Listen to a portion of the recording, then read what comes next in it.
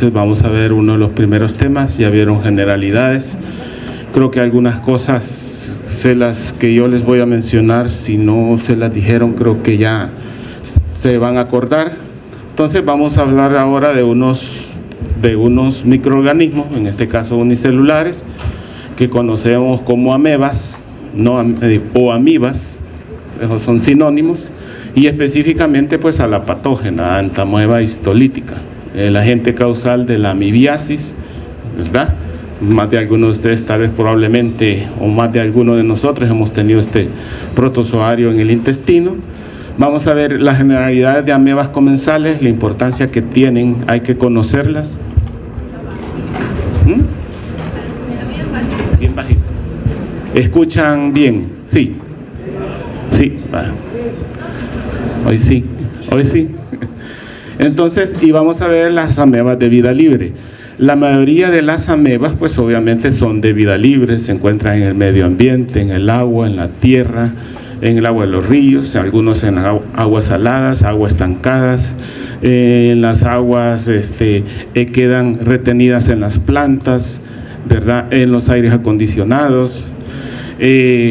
Las del medio ambiente pueden llegar a contaminar hasta las soluciones que utilizamos para desinfectar los lentes de contacto, ¿verdad?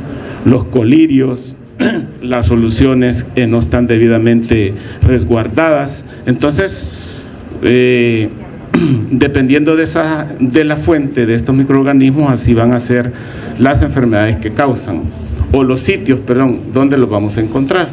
Estos son los objetivos, creo que lo tienen en su programa, ¿verdad? No vamos a detenernos en eso. Y pues ya saben ustedes a este momento qué es parasitismo o qué es un parásito, ¿verdad? Cuando un organismo generalmente inferior se aprovecha de otro, causándole daño, una infección aparente o inaparente. Y al contrario, ya les mencionaron comensalismo también, ¿verdad? Que es, acuérdense, de ahí su nombre de comensales, ¿verdad? Donde es la relación entre dos microorganismos, en lo cual, entre los dos seres vivos, en la cual uno de ellos resulta, o los dos resultan beneficiosos. Y así son las amebas comensales, ¿verdad? Que no es malo que los tengamos, no hacen nada, pero pues únicamente significa que han ingerido heces, ¿verdad? O hemos ingerido heces. Igual, me imagino que clasificaron a los parásitos según su localización, endoparásitos, en el caso con los que vamos a ver ahora, ectoparásitos, los que crecen y se reproducen sobre nuestra superficie corporal, como parásitos también intracelulares, aquellos protozoarios que se reproducen intracelularmente. Este parásito es extracelular, ya vamos a ver. Asimismo como los parásitos erráticos, aquellos parásitos que generalmente son de animales, y cuando infectan un hospedero que no es su hábitat habitual, comienza a migrar, comienza a moverse por todos lados y ocasionar pues algunas lesiones. Eso así como lo que vemos aquí en esta fotografía, que es larva migrans cutánea, es producida por nemátodos de los perros, que está en el suelo. Realmente el perro ha defecado en el suelo y tiene el parásito, y cuando la persona se acuesta y anda descalza, las formas infectantes de estos nemátodos, que ya van a conocer ustedes, penetran la piel, pero lo correcto es que vayan a buscar su sitio anatómico, que es el intestino. Ya van a ver el ciclo del homo de la piel llega al intestino, ya lo van a saber.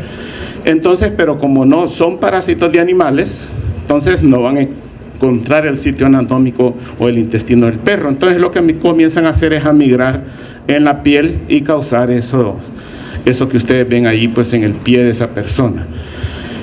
Igualmente están los parásitos espurios, que son aquellos que nosotros podemos ingerir y así como los ingerimos, así van a salir al exterior.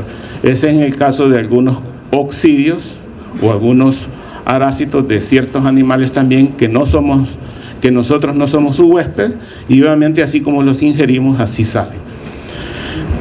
Igualmente vieron la clasificación de los parásitos según el número de hospederos, en monoxenos, cuando solo desarrollan su ciclo en un solo huésped, ¿verdad? En un solo huésped, o polixeno cuando desarrollan su ciclo en varios hospederos, su ciclo de vida, ¿verdad? Ejemplo, Oxoplasma gondii, en el cual, si bien el hospedero definitivo es el gato, todos los animales podemos servir, incluso el humano, como hospederos intermediarios. Nada más que en nuestro caso nos tiene que comer un caníbal, ¿verdad? No le podemos pasar la toxoplasmosis a otra persona. Nosotros sí podemos ingerir oxoplasma si ingerimos carne de pollo, carne de cerdo, carne de venado, carne de gato, carne de aves. Igual se los comen crudos, si se los comen crudos, ¿verdad? O mal cocidos, ¿verdad? Entonces, pero igual por el número de especies, estenoxeno, esteno quiere decir estrecho, con el número de hospederos, creo que se lo explicaron, es bastante reducido, y eurexeno, cuando el número de hospederos que participan en el ciclo biológico de ese parásito es bastante amplio. Ejemplo, toxoplasma, que tiene una gran cantidad de hospederos. Esto pues creo que se lo dijo la Lic Magaña, ¿verdad? ¿Sí?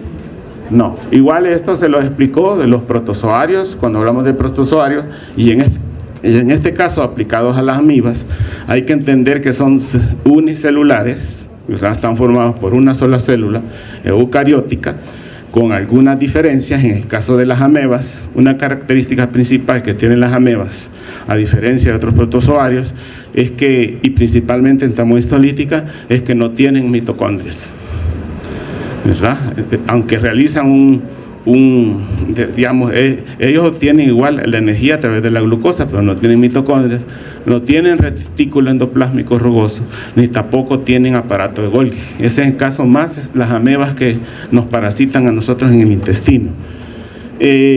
Generalmente las amebas, pues algunos, una especie es parásita, ya lo vamos a ver, y los otros son parásitos accidentales. ¿Por qué? Porque necesitan de alguna alteración, pues, en las barreras que nos protegen para que ellos puedan penetrar.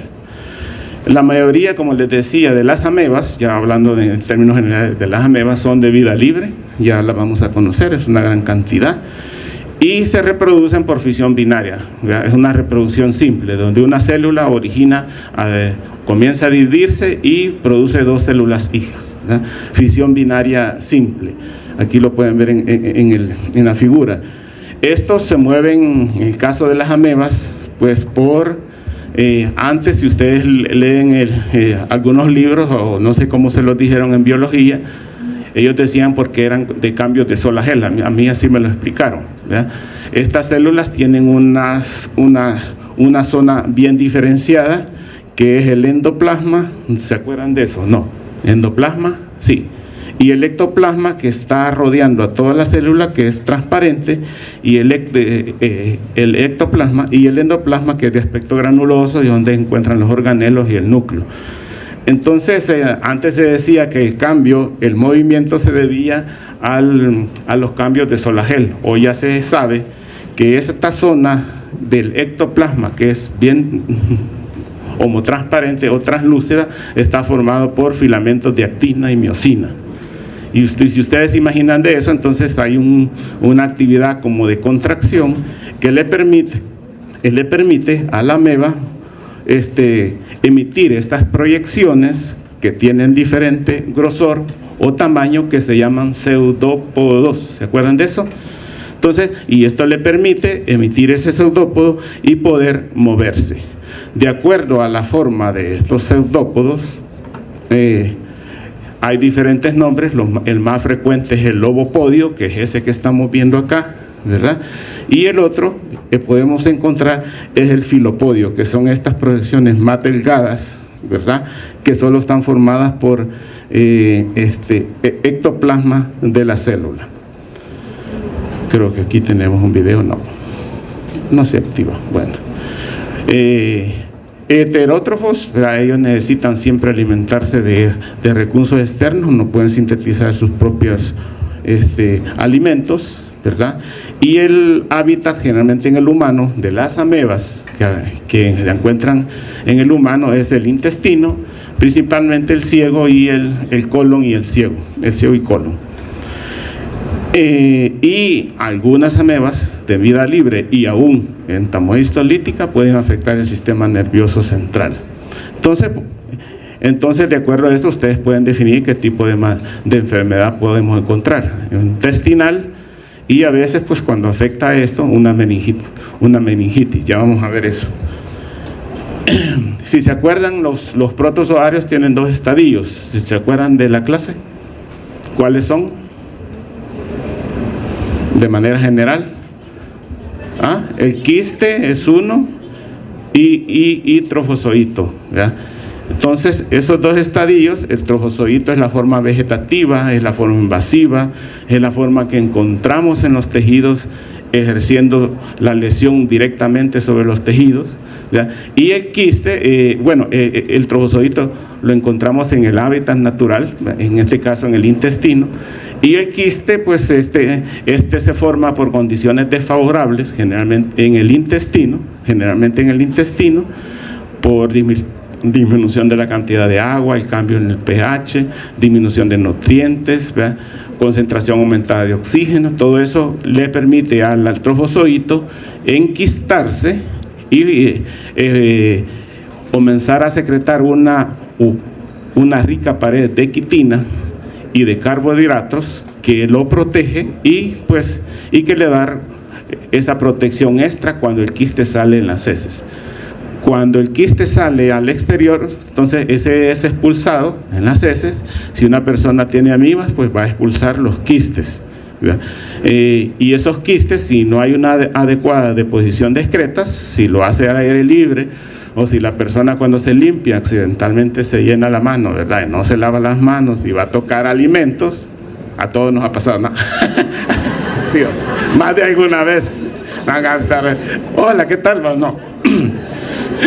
No, pues hay transmisión directa también por eso, no hay un lavado adecuado de manos, ahí van los quistes y luego la persona, pues, y si esa es una transmisión homodirecta, ¿verdad? Y luego transmisión indirecta, pueden contaminar los alimentos, las aguas, y la persona ingerir esos alimentos e infectarse con quiste. Entonces el quiste es la forma de resistencia, es la forma infectante con la que nos vamos a infectar. En la entamoeba histolítica, a diferencia de las amebas de vida libre, el trofozoito en entamoeba histolítica no es infectante. Generalmente se destruye cuando una persona ingiere, esos trofozoitos se destruyen por el ácido. Lo contrario es con las amebas de vida libre, donde tanto el trofozoito y el quiste son infectantes. ¿Ya?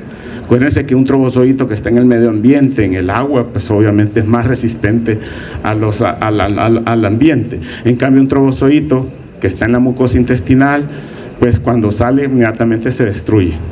Entonces, eso ya lo vamos a ver. Entonces teníamos dos estadios, que era el trofozoito y el quiste. Estas son las características de los trofozoitos de las amebas. Estos son asimétricos, no tienen una forma definida, ya que su forma depende del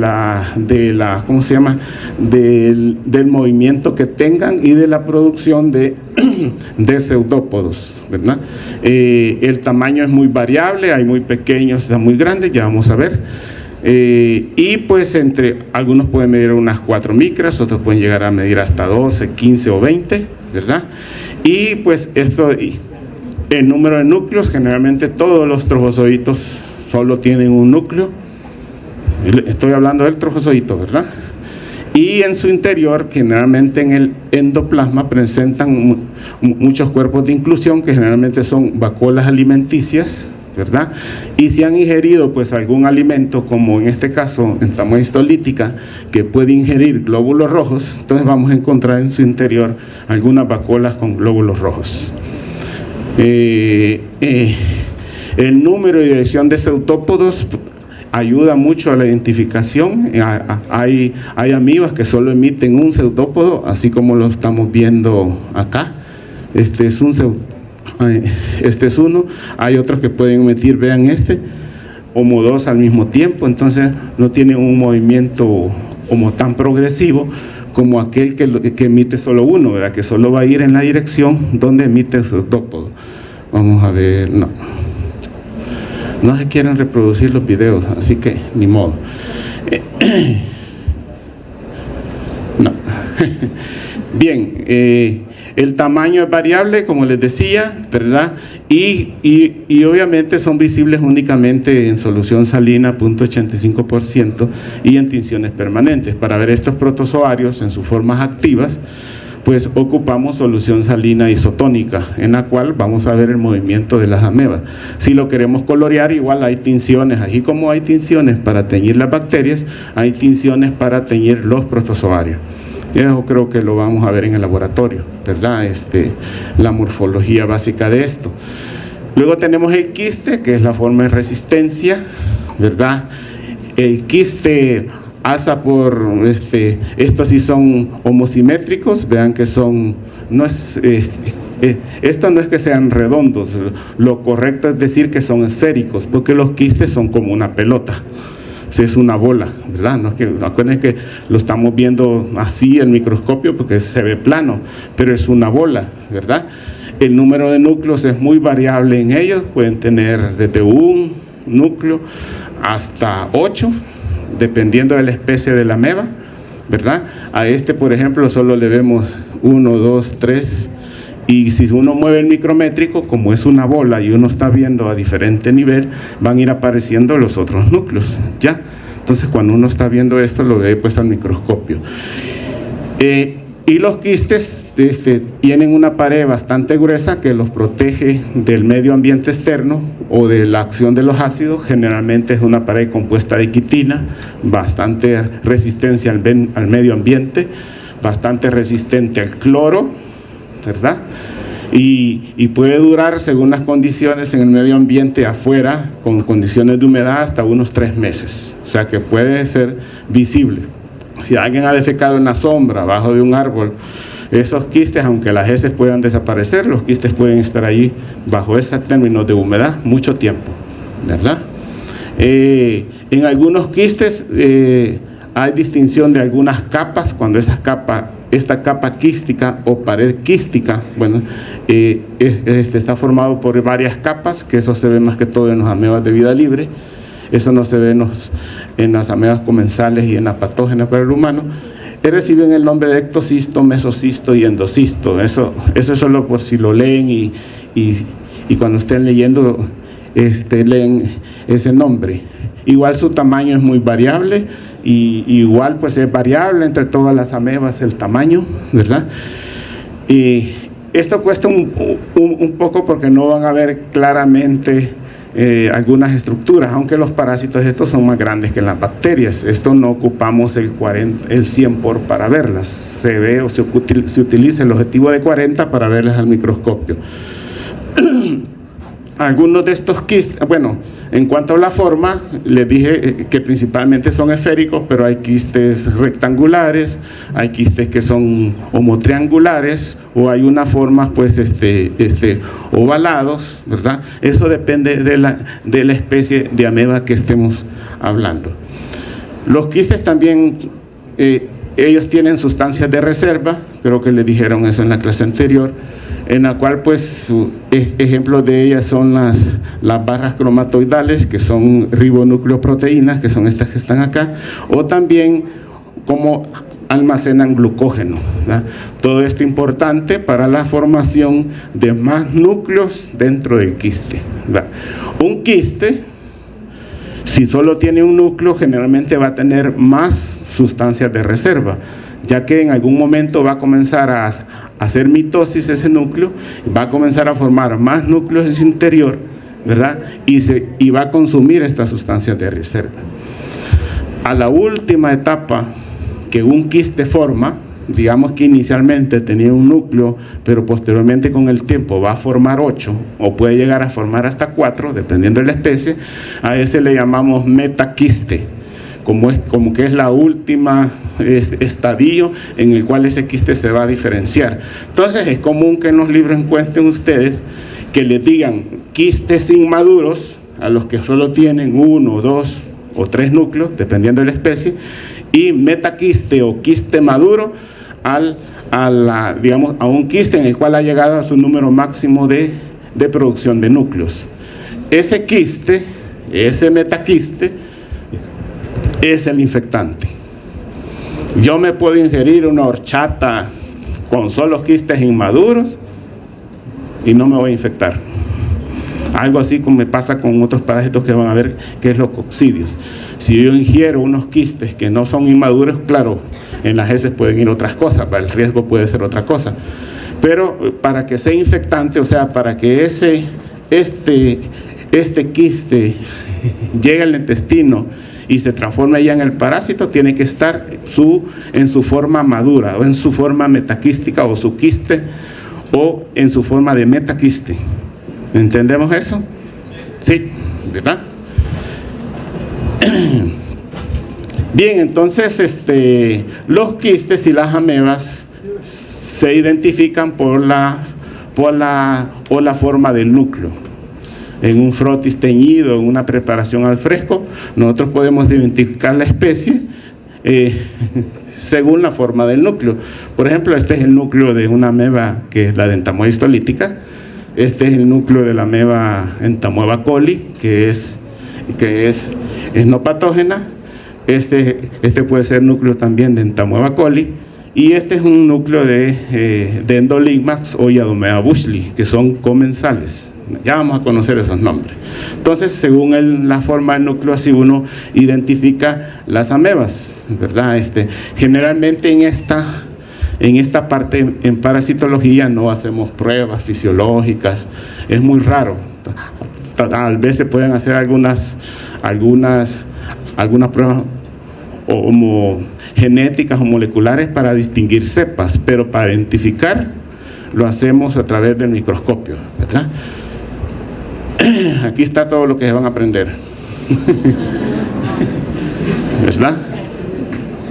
Por lo menos parte, ¿verdad? Hay más, pero aquí solo he puesto las más frecuentes. Entamoeba histolítica, que es la patógena, ¿verdad? Es la única patógena, pero aún así hay gente que no le causa daño, ya vamos a ver. Y todas las demás son Entamoeba dispar, Entamoeba coli. Vean que por eso es necesario que cuando escriban un nombre, en este caso lo escriban completo, ¿verdad? Porque cualquiera, yo puedo poner E. coli y me puedo estar refiriendo a la bacteria, ¿verdad? Y aquí se abrevia, obviamente. Cuando lean el libro y lean amebas comensales, de repente van a ver el nombre E. coli. No se está refiriendo a la ameba, no a la bacteria, se está refiriendo a la ameba. Entamoeba coli, Endolimax nana, Yadomea bushli, Entamoeba harmani, Entamoeba Oleki, Entamoeba moskoski, ya nos afectaron más porque esta la agregamos hace poco. Y estas son amebas de vida libre, Naegleria fogleri, Acantamoeba, hay varias especies de Acantamoeba, Balamutia mandrilaris y el género Sapinia. Todas esas últimas 4 son amebas de vida libre. Son amebas que encontramos, cuya forma más común de que la gente se ha infectado es que se ha ido a bañar a un río de agua dulce donde encuentran estas amebas. Generalmente ahí están. Ustedes, bueno, una forma fácil que creo, no sé si lo vamos a hacer o lo van a ver, que es una placa que se le pone un agar especial. Uno pone una gota de agua de río o agua de charco y ahí las amebas se va a comenzar a reproducir. Entonces, esas son amebas de vida libre, ¿verdad? Entonces, con estas es más complicado hacer eso. Entonces, la única patógena es Entamoeba histolítica, y las otras amebas, dispar, coli, nana, bushli, harmani, poleki, moskoski, son comensales. O sea, son amebas que nosotros podemos tener en nuestro intestino grueso, no nos causan daño, pero sí indica que que estamos comprando ahí las tortas y los frescos de ahí enfrente, ¿verdad? Yo también hago eso, pero no me preocupen. Estas no causan nada, por lo menos las comensales. Entonces hablemos de Entamoeba histolítica. Vean que fue descubierto por Roche en 1875, ¿verdad? Hace mucho tiempo en en un paciente que presentaba diarrea o un cuadro de disentería, o sea, en un cuadro con de heces líquida con moco y sangre, un cuadro de disentería, pero no relacionó eso con la, ¿cómo se llama? Con la ameba que encontraba. A pesar de que la infectó en perros y los perros sufrieron disentería, no pudo relacionar el efecto directo de esa ameba con la enfermedad. Fue otros investigadores, Xiaoding, que también ellos se autoinfectaron, ¿verdad? Eso hacían los investigadores en ese tiempo. Hoy nadie se va a autoinfectar con COVID, ¿verdad? Entonces, ¿dónde le colocó el nombre de histolítica? ¿Por qué? Porque histo viene de tejidos y lítica ¿de qué? De lisis, que tiene la capacidad de lisar los tejidos, de ahí su nombre, Entamoeba histolítica. En ese tiempo, pues desde esos años, Brun, vean, en 1925, dijo y observó, por puras observaciones, así al microscopio, que habían dos especies de entamoeba, una que era entamoeba histolítica, que era la patógena, y otra que no era patógena, que era igualita, morfológicamente igual, que es entamoeba dispar. Dispar es parecido a, quiere decir. Entonces él dijo que lo que tradicionalmente uno habla de que hay especies de entamoeba histolítica que son patógenas y no patógenas, él refería. Vamos a esperar a que tenga.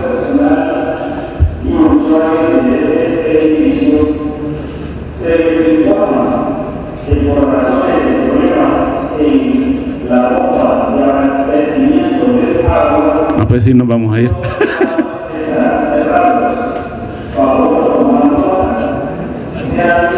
Que van a estar cerrados los baños.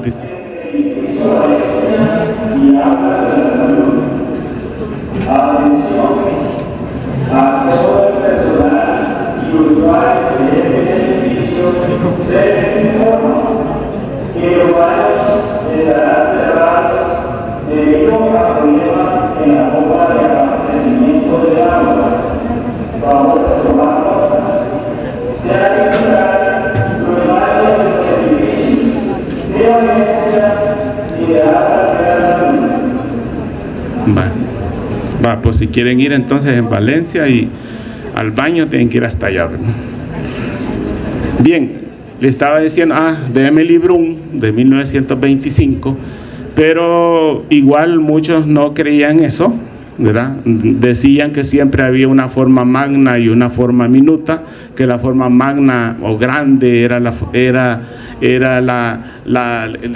forma de la ameba que producía la enfermedad, y la forma minuta era la que no lo producía. Aún el libro en el que van a leer esa parte, pero se habló mucho de eso, pero no fue hasta 1993 que Diamond y Clark, ellos cultivaron a la ameba y establecieron diferencias quiero ver si podemos ir aquí, muy importantes, genéticas y enzimáticas entre entamoeba histolítica y entamoeba dispar, y hasta el estudio de factores de virulencia, entonces que no tenía entamoeba dispar y que sí tenía entamoeba histolítica. Entonces dijeron, después de estar discutiendo quién tenía la razón por casi más de 50 años, que Brun tenía razón, y es lo que nosotros ahora manejamos, ¿verdad?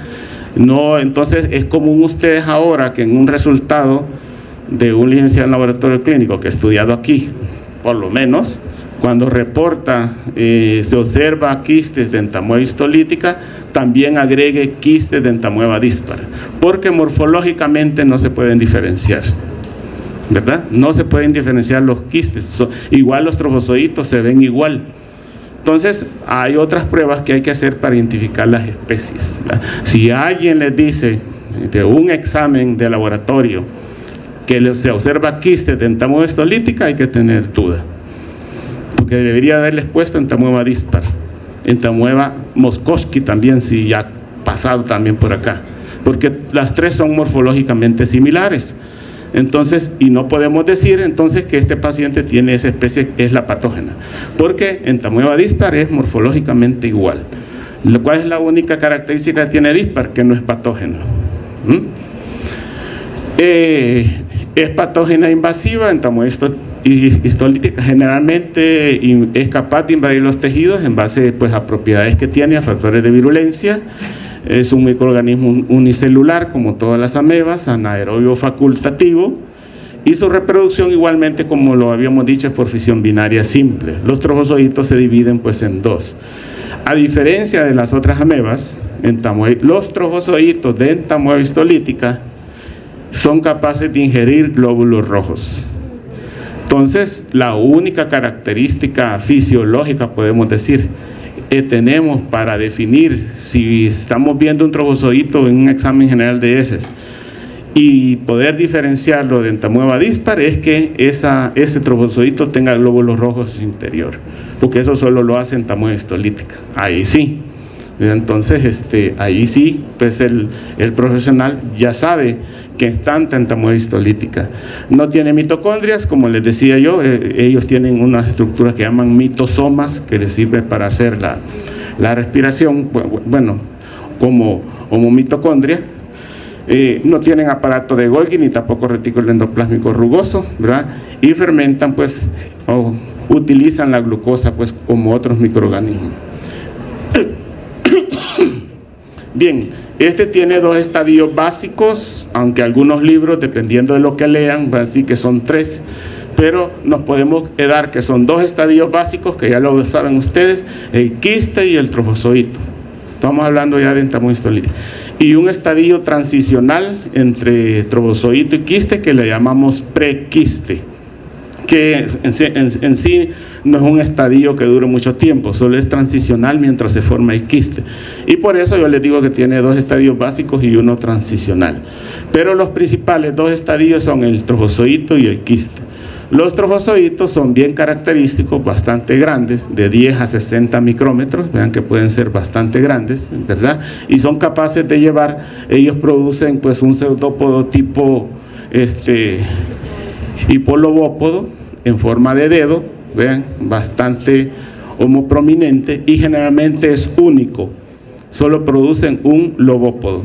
Entonces, donde producen este pseudópodo, todo su cuerpo se va hacia ese lugar, de ahí vuelven a producir otro y todo su cuerpo sigue ese lugar, ¿verdad? Y así se van arrastrando, ¿verdad? Aquí tenemos uno, pues, donde está coloreado, ¿verdad? Donde ha ingerido glóbulos rojos. Este es el núcleo, vean, este es su núcleo, este es el núcleo de la ameba, ¿verdad? Y se caracteriza porque generalmente la cromatina nuclear está uniformemente distribuida. Vean que tiene un puntito y la cromatina, la que está pegada al núcleo, está regularmente distribuida en la pared interna del núcleo. Aquí lo vemos, ¿verdad? Estos son glóbulos rojos que ha ingerido, esta está coloreada, y aquí vemos dos trofozoitos en los cuales han ingerido glóbulos rojos. Si uno ve esto cuando está haciendo el examen general de heces, entonces ya no reporta dispar, esta es entamoeba histolítica.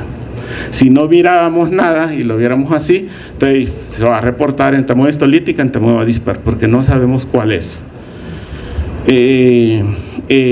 Generalmente estos trofozoitos, en condiciones favorables de pH, baja concentración de oxígeno, porque es anaerobio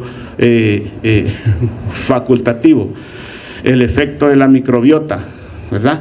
Esto favorece la multiplicación abundante, y ese sitio anatómico lo tiene el ciego y el colon, ¿verdad? Esos son los únicos sitios, ¿verdad? Y pues igualmente este trofozoito, cuando al contrario, cuando las condiciones, el aumento del oxígeno, alteraciones en el pH, generalmente ella requiere un pH neutro, ahí es donde se reproduce más. Si ya el pH va cambiando, el oxígeno va aumentando, el agua va disminuyendo, este estadio se va a transformar en un prequiste, ¿verdad? Ese prequiste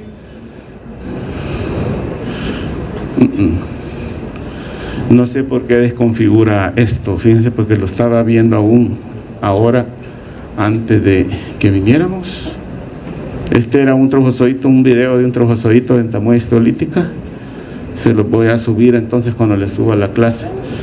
Y el prequiste obviamente es un estadio, es muy homotransicional, solo tiene un núcleo bastante grande y posteriormente ese prequiste se va a transformar en un quiste, ¿verdad? Este que ven acá ustedes es un prequiste, ¿verdad? Estos son, vean que son más grandes, ¿verdad? Luego ellos tienen más barras cromatoidales, que son estas barras negras que están acá. Este espacio claro es una vacuola, probablemente hay glucógeno. Cuando el núcleo se comienza a dividir, entonces ya estamos ante un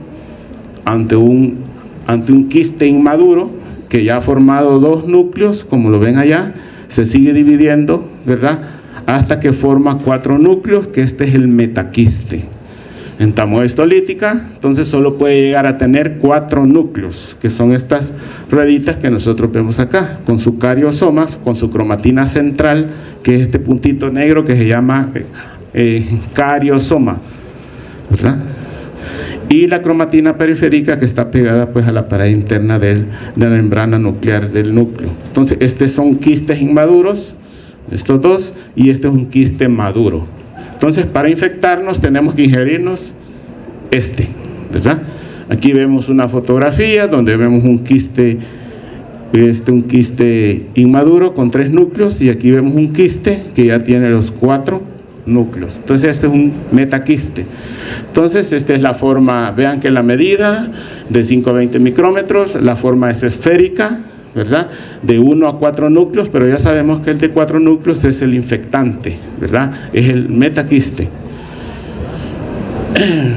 Hoy vamos con los dichosos, como algunos les he escuchado, ciclos de vida. Si uno se puede el ciclo de vida, pueden explicar y pueden aprenderse todo lo relacionado con el parásito. Ya sabemos que tiene 2 estadios básicos principales, que es el quiste y el trofozoito. En estos 2 estadios es que va a estar cambiando constantemente el parásito.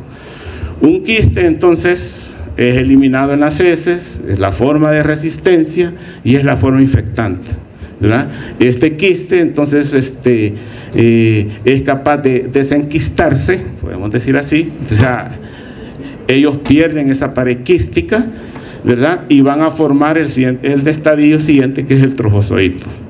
El trofozoito lo vamos a encontrar en los tejidos. El quiste generalmente puede estar, es eliminado por el paciente, o puede estar temporalmente en el medio ambiente, en el suelo, en el agua, en las comidas.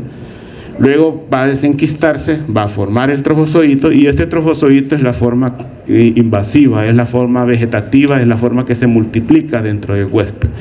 Este trofozoito entonces se va a comenzar a alimentar generalmente de bacterias o detritos celulares en el intestino del hospedero. Es la forma móvil, como hemos visto, y es la forma capaz de reproducirse. Entonces este estadio va a estar reproduciéndose continuamente en la mucosa intestinal hasta que coloniza la mucosa intestinal, y ahí va a estar viviendo. En el caso de entamoeba histolítica, solo de 100 personas que puedan tener entamoeba histolítica, solo el 10% va a presentar la enfermedad. El demás 90% van a ser asintomáticos. Entonces podemos tener aquí entamoeba histolítica y solo unos 13 o unos 20 pueden tener síntomas, ¿verdad? Entonces aquí tenemos el trofozoito, que y en el colon, por condiciones desfavorables, lo que yo les decía, entonces este trofozoito va a comenzar a secretar la pared quística y se va a enquistar, ya, a formar el prequiste y luego el quiste.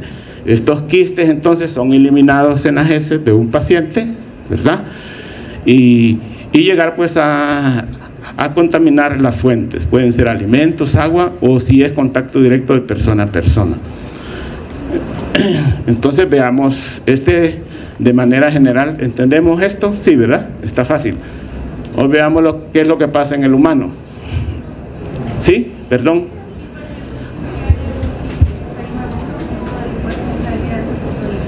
No, así sale, ahí sale. Esos no son infectantes, generalmente no llegan a formar trofozoitos, esos se eliminan. Ya conocemos los estadios, ¿cuáles son? Básicos, trofozoito y La forma infectante es el quiste maduro, ¿verdad? El metaquiste, ¿verdad? El estadio que es invasivo, que está en los tejidos, se llama trofozoito. Entonces, ese lo vamos a encontrar en los tejidos. Imagínense, y los quistes se forman en el tubo digestivo, en el intestino. ¿Qué pasa si una persona tiene entamoeba histolítica en el pulmón? Porque puede ser, bajo lo que les acabo de decir, va a formar quistes. Solo trofozoitos. Los quistes solo se forman en el intestino, les queda acá, solo en el intestino. Si encuentran ese estadio en los tejidos, pulmón, cerebro, piel, hígado, que es el más frecuente, ahí vamos a ver solo trofozoitos, ya, que es la forma invasiva que está en los tejidos.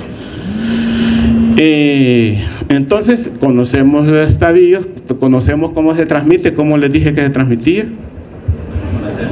El contacto, o sea, ingiriendo, en este caso, si yo les explico que me escriban el mecanismo, ingiriendo agua o alimentos contaminados, o contacto directo de persona a persona, tomando en cuenta que esa persona no se limpió bien y le saludó la mano y el otro se llevó la mano a la boca, ¿verdad? O, sí, ¿verdad? Esas son formas, ¿verdad? El hábitat principal, el intestino grueso, principalmente ciego y colon. Ahí no lo puse, así que anótenlo. Y otros hábitats en los que pueden encontrar extraintestinal, o sea, fuera del intestino, el hígado, el cerebro y pulmón. Puede estar en cualquier sitio, pero esos son los más frecuentes. Entonces, ¿cómo nos ingerimos? Ingiriendo el metaquiste en agua o alimentos contaminados. ¿Podemos infectarnos con trofozoitos? No. Los trofozoitos son muy susceptibles al ácido del estómago. Entonces, solo con quistes, los metaquistes. ¿Ya? Vean que está bien fácil. Hoy veamos alguna particularidad del ciclo. Entonces, comenzamos, aquí el ciclo comienza cuando una persona está manipulando alimentos, no se ha lavado las manos, contamina los alimentos, o tal vez ha defecado en el suelo y esa agua ha contaminado la fuente de agua común de esa persona. Entonces, obviamente esas heces con las cuales se contaminaron estas bebidas y alimentos tenían metaquistes, contaminaron eso, ¿verdad? Y la persona, o también cuando la persona defeca al aire libre, o a través de moscas y cucarachas, en sus patas, estos son vectores mecánicos, pueden llevar los quistes a los alimentos. Entonces, lo que nos toca a nosotros entonces es ingerir esto. Y ingerimos el quiste o metaquiste, o quiste maduro o metaquiste. ¿Qué va a pasar? Este quiste maduro, cuando llega al estómago, es reblandecido por el ácido gástrico, no le hace nada, no lo abre, llega al intestino delgado y también las enzimas que se encuentran en el intestino delgado reblandecen la pared quística, liberando esta estructura interna que tiene el quiste. Inmediatamente se comienza a liberar, los 4 núcleos van a sufrir mitosis, o sea, que se van a duplicar. Ya, entonces, si se van a duplicar, entonces va a formar 8 núcleos y de cada núcleo se va a formar un trofozoito. A ese trofozoito se le llama, por su origen del quiste metaquístico, trofozoitos metaquísticos. ¿Ya? ¿Ya? ¿Entienden lo de trofozoitos metaquísticos? Porque proviene del quiste metaquístico. Entonces, por cada quiste que ingerimos se van a formar ¿cuántos trofozoitos? 8. Imagínense, ingerimos 1000, son 8000 trofozoitos que se van a formar. Estos trofozoitos generalmente se liberan en el ilium y de ahí viajan hasta el ciego, al intestino grueso, principalmente el ciego y el colon. Ahí se establecen en la mucosa intestinal. Ellos pueden destruir la mucosa y adherirse a las células epiteliales, ¿verdad? Comenzar a multiplicarse activamente los trofozoitos, haciendo fisión binaria, ¿verdad? Y conforme va bajando en el tubo digestivo, la cantidad de agua va disminuyendo y esos estos trofozoitos se van a convertir ya en prequistes, que luego van a terminar formando los quistes, que son eliminados en las heces. Cuando una persona va a defecar, entonces está eliminando los quistes. Normalmente en unas heces pastosas, o sea, como las que hacemos normalmente, o sea, esa es consistencia pastosa. Generalmente la muestra lleva quistes.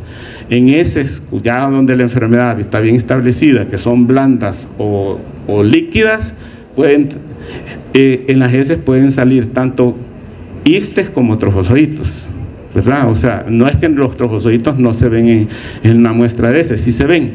Lo único que lo más que pueden estar vivos son unas 2 horas. Se mueren rápidamente. Los quistes no, ¿verdad? Entonces los quistes salen en las heces, si esa persona otra vez defeca en el suelo, ¿verdad? Ahí sigue con esta cadena, ¿verdad? Entonces, y como les decía, no todos los pacientes van a presentar enfermedad, pero sí van a mantener esa reproducción de este ciclo de vida de este parásito circulando y en su interior.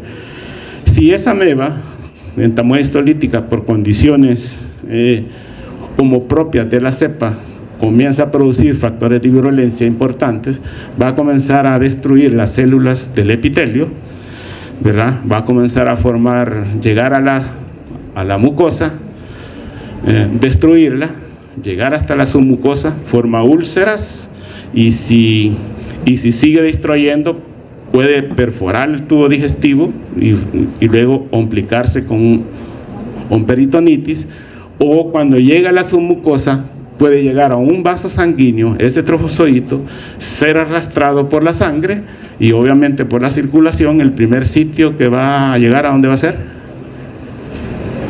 El hígado, ¿verdad? El hígado.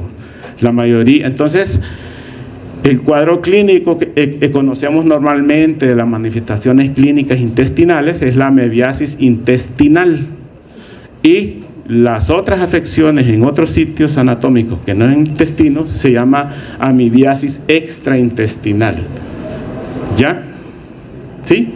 Intestinal y extraintestinal. Y de esos, el sitio más común es el hígado, pero puede irse al pulmón o al cerebro, a la piel, al riñón, a diferentes sitios, pero esos que están ahí son los 3 más frecuentes. Está fácil el ciclo, ¿verdad?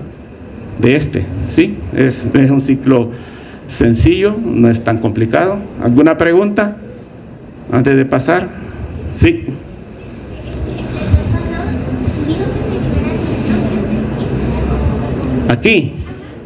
Aquí tenemos un metaquiste, y ya en el intestino delgado se libera esta estructura celular del quiste, ¿verdad? No le puedo decir una célula porque ya van varios núcleos. Bueno, sí es un quiste, y cuando comienza ya a salir inmediatamente se duplican los núcleos, ormitosis, y cada núcleo va a tomar una porción de cada citoplasma y va a formar lo que se conoce como trofozoitos metaquísticos, que van a ser 8.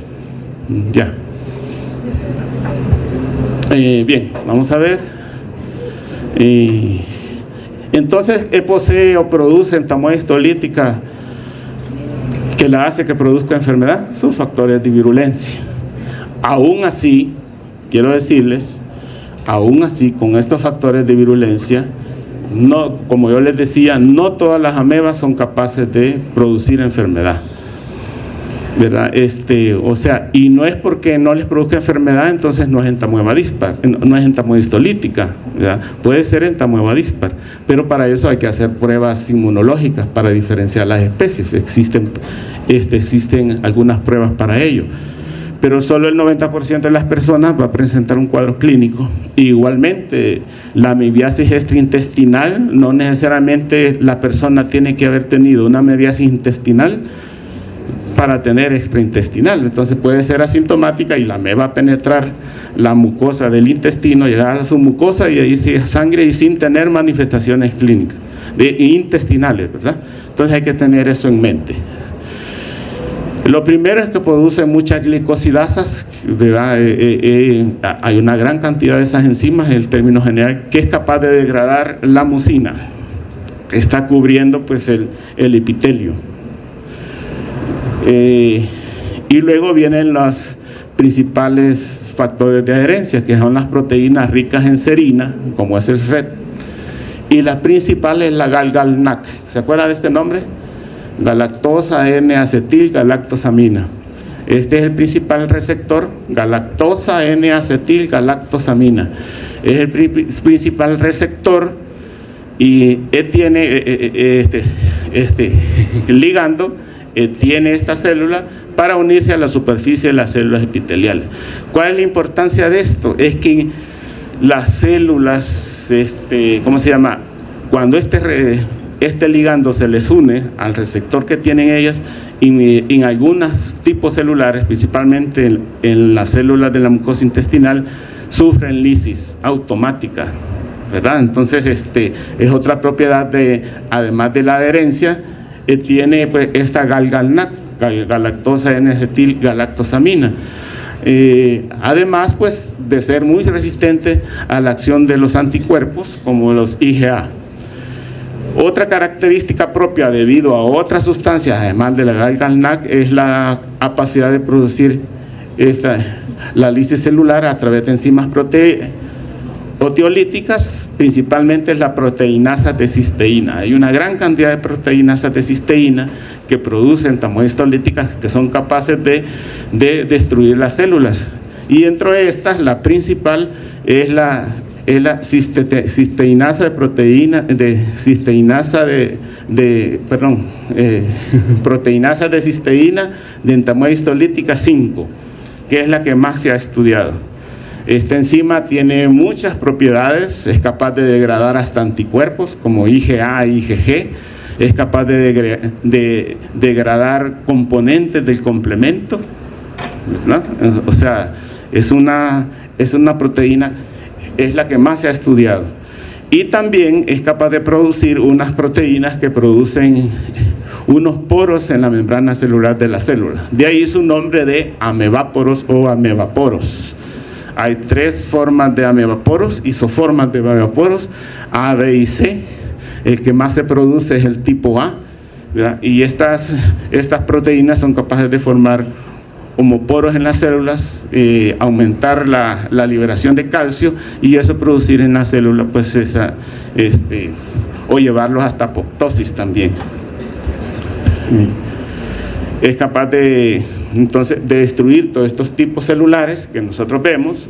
Imagínense, no sé si aquí hay una úlcera, sí, para que se forman esas lesiones, que son las úlceras por entamohistolítica.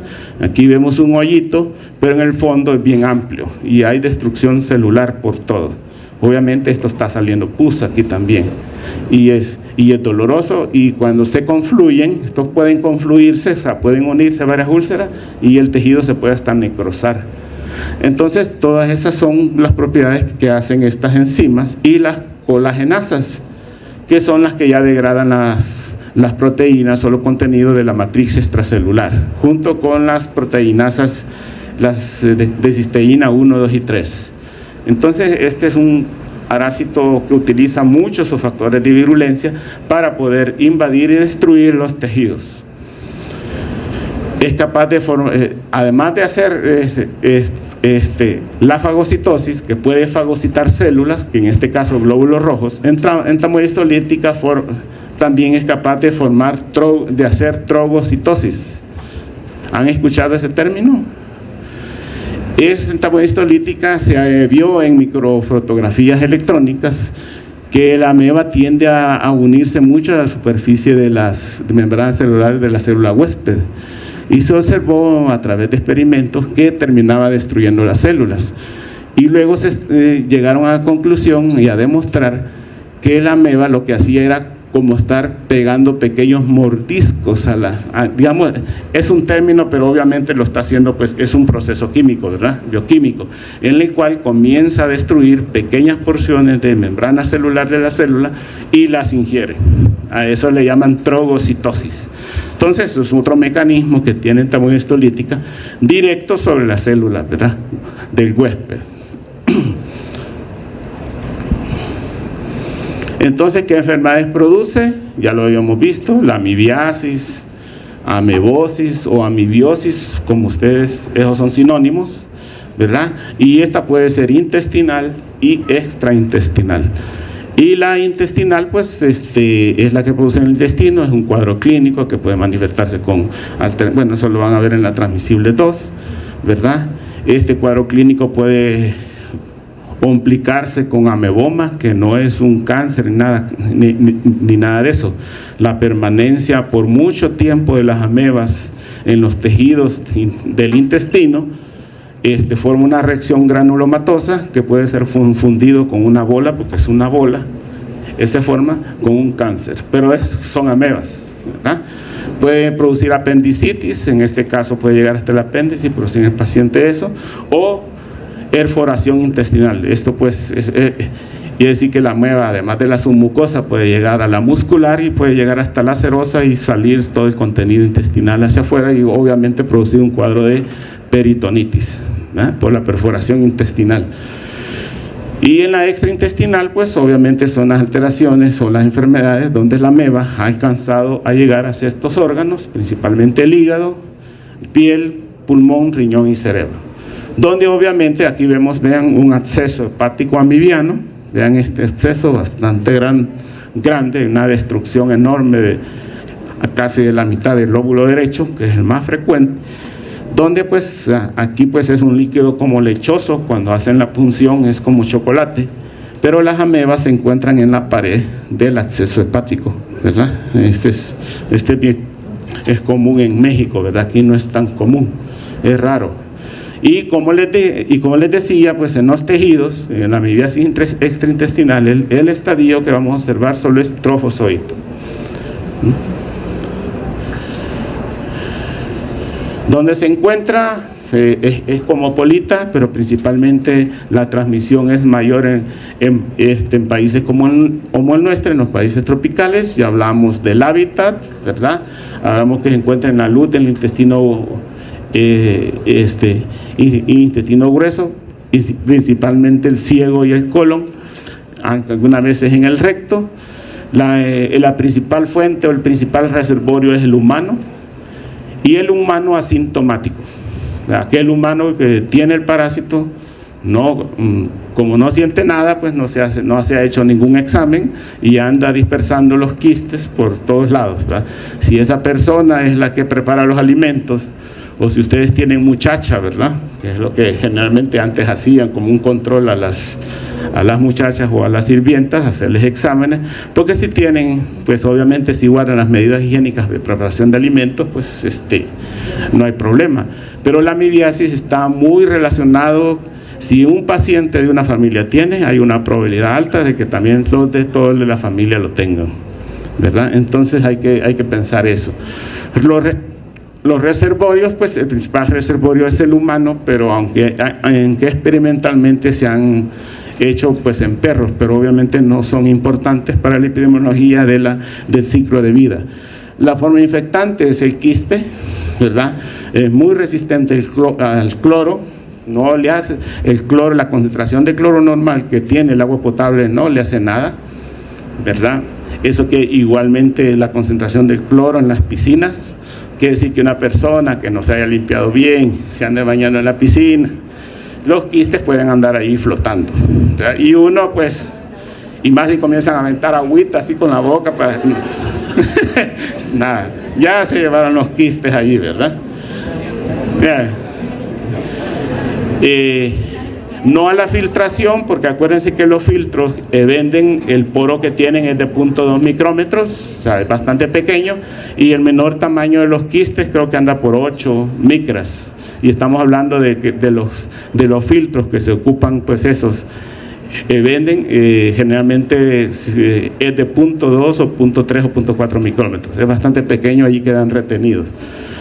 Puede estar en el agua de 9 a 30 días, ¿verdad? Y en condiciones de humedad, pues hasta 8 días en el suelo, y hasta 3 meses en un suelo con sombra, abajo de un árbol, donde haga una humedad relativa. Esos quistes pueden vivir hasta 3 meses ahí. Pero, y eso es porque lo recomiendan, que casi no lo hacemos nosotros, es muy sensible a los desinfectantes como el yodo. Ustedes ven que donde venden, en la parte donde van a comprar frutas, hay un desinfectante que generalmente es a base de yodo, que eso uno solo puede mezclar ahí dejarlo ahí por unos 3 minutos con esa solución y destruye los quistes. La transmisión, hablamos de los mecanismos principales, la ingestión de alimentos, de agua, ¿verdad? Igualmente, indirectamente, pues a través de vectores mecánicos, ya sea por cucarachas o moscas, que van a pararse pues a las heces y luego se van a parar a los alimentos. Y pues por vía sexual, por las costumbres que tienen de anilingus, algunos, ¿verdad? Igual pues hoy con todo eso, pues hoy es más frecuente hacer eso, ¿verdad? Entonces, en algún momento se hablaba mucho de hombres que tienen sexo con hombres, que esta infección sea más frecuente por el tipo de relación sexual que tienen, ¿verdad? Vamos a ver.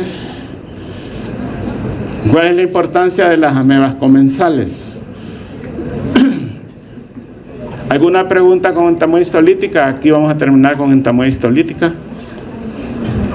¿No? Entonces vamos con amebas comensales. Estas amebas obviamente están distribuidas en todo el mundo, ¿verdad? Estos son más prevalentes en los países en desarrollo, donde el índice, y en aquellos países donde el índice de fecalismo es bastante amplio, ¿verdad? No es común que nosotros caminando aún aquí salgamos de la U o caminen cerca de su casa, encontremos una mina quitapié de chucho ahí, ¿verdad? O sea, de humano, ¿verdad? O sea, pero de humano, unas heces ahí, ¿verdad? Entonces, o igualmente, pues la no capacitación de las personas que manipulan alimentos y tienen este parásito hace que los puedan contaminar. Igual que no se capacite estas personas que venden alimentos y tengan los alimentos descubiertos, si hay una mosca y se pare, ¿verdad? Ya ven ustedes cómo tienen los frescos ahí, las tortas y todo, entonces ahí llegan a pararse cualquier tipo de insecto. Y la importancia que tiene, pues obviamente es que hay que diferenciar muy bien pues estas amebas. Si no tienen entamoeba histolítica, la mayoría de médicos no les da tratamiento, solo les va a decir que tengan mucho más cuidado con lo que se están ingiriendo o dónde están comiendo, porque así como pueden infectarse con una ameba comensal, también pueden infectarse con una entamoeba histolítica, que sí es patógena.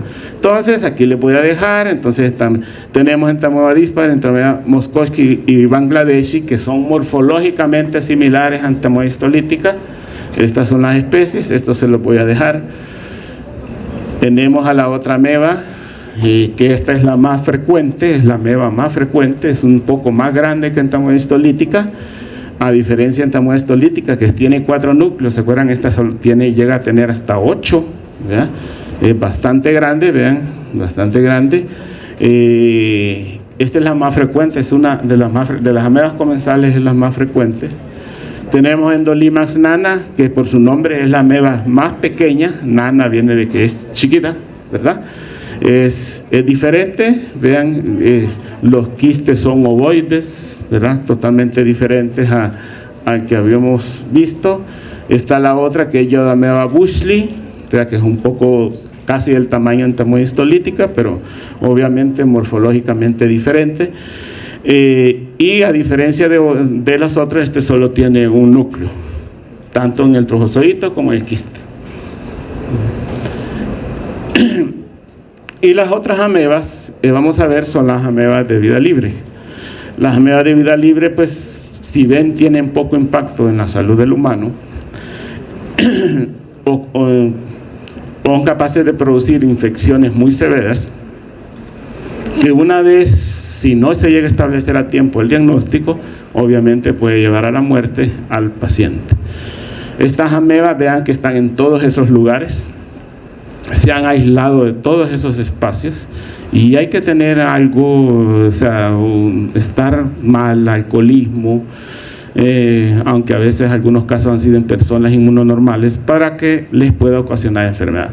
¿Cuántos no nos hemos bañado en un río? ¿Cuántos no nos hemos bañado en el mar? ¿Cuántos no nos hemos bañado pues en una piscina, verdad? Y no nos ha dado esto. Pero obviamente hay personas que tienen ciertas alteraciones inmunológicas que sí les puede causar daño. Entonces, estas amebas son cosmopolitas, están distribuidas en todo el mundo. Estados Unidos es uno de los países donde más reportan infecciones por estas amebas. Son amebas anfizoicas, ya que son amebas de vida libre, que pueden estar de forma en el suelo, en estos lugares, y también pueden comportarse como amibas arásitas, ¿verdad? Eso quiere decir anfizoica. Son neurotrópicas, ya están imaginando a dónde va a producir su daño, principalmente, ¿verdad? En el sistema nervioso central. Y ahí tenemos 4 especies, podemos decir. Naegleria fowleri, que es la causante de la meningoencefalitis amibiana primaria. Eso quiere decir PAN, ¿verdad? Meningoencefalitis amibiana primaria. Acantomueva sp, hay muchas especies de acantomueva, en la cual ellos producen la encefalitis amibiana granulomatosa. ¿Ya? ¿Lo anotaron? O si no, en el libro lo pueden encontrar. Encefalitis amibiana granulomatosa, asimismo como la eratitis amibiana, o sea que también puede producir, más que todas aquellas personas que utilizan lentes de contacto, se ha visto o se ha aislado la ameba en la solución que ocupan para desinfectarla, porque son muy resistentes. O también en la piel. Igualmente, la Balamutia mandrilaris también está relacionada con la encefalitis amibiana granulomatosa, ¿verdad? Y además de estar en la piel y pulmón.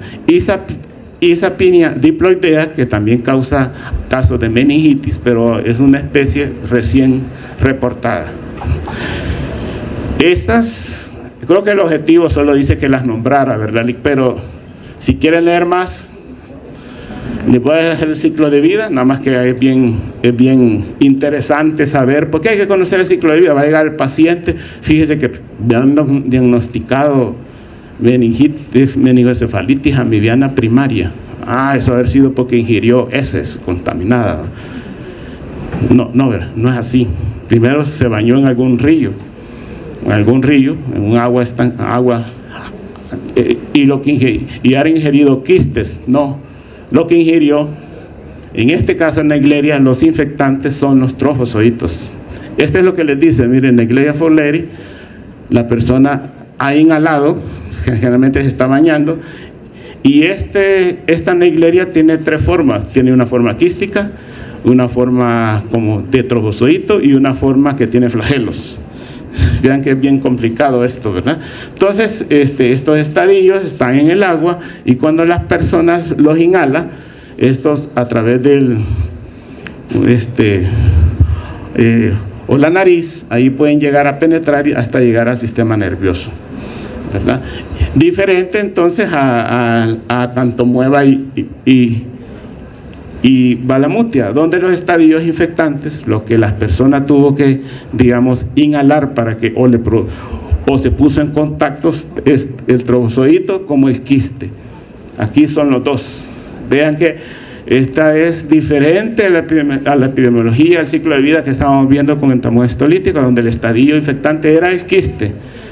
En Naegleria es el trofozoito, y en Balamutia y Acantomueva es el quiste y el trofozoito.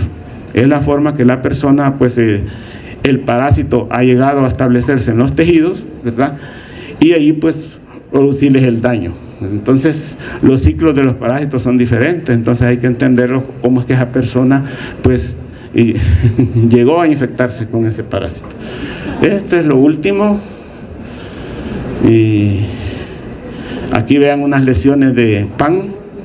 Obviamente estas son post-mortem, porque una vez ya establecida la lesión, imagínense un microcefalorraquídeo, lo que puede pensar el médico es una meningitis por bacteria, por hongo, y no le dice al laboratorio: si ustedes no hacen una buena historia clínica de ese paciente, O sea, por eso hay que conocer los ciclos. Miren, si no es solo... Ustedes le están preguntando, mire, ¿usted a dónde ha estado? Que no es que... Y en la historia, y usted ha ido a nadar, sí, hace como un mes más o menos, y que fui a un río, que no es que... Vale. Eso les da a ustedes la idea sobre la posibilidad de qué es lo que pueda tener. No, posiblemente puede ser otra cosa, pero dentro de todo lo que ustedes como médicos tienen que tener y conocer, no es que... O sea...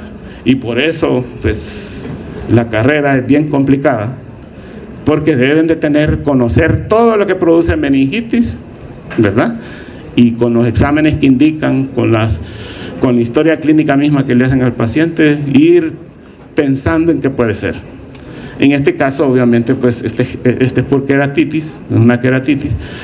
Entonces, es importante saber eso, ¿verdad? Si no sabemos cómo se transmite, ni idea cuando me digan que es baño un río, ¿verdad? O sea, y de repente el paciente va complicándose hasta que muere, ¿verdad? Y cuando le hacen autopsia van viendo esto. Posiblemente, si en medicina legal son muy cuidadosos, puedan ver las amebas, ¿verdad? Y ahí se complica más la cosa. Bibliografía para estudiar, hay una parasitología médica en Access Medicina, que es la de Becerril, y hay otra que se llama parasitología humana, que ahí está. En la de Becerril estudian más los factores de patogénesis, y aquí pues las características generales de las amebas. Si no, yo se los voy a subir. Creo que eso es todo, y ahí está. Bien, gracias. Ahí si tienen preguntas, pues me escriben, ¿verdad? O me buscan. Ya les voy a subir lo de las clases de Neisseria, porque se me había olvidado. Espero que no sea signo que no han estudiado, porque no me la han pedido. Pero ya las voy a subir a la plataforma.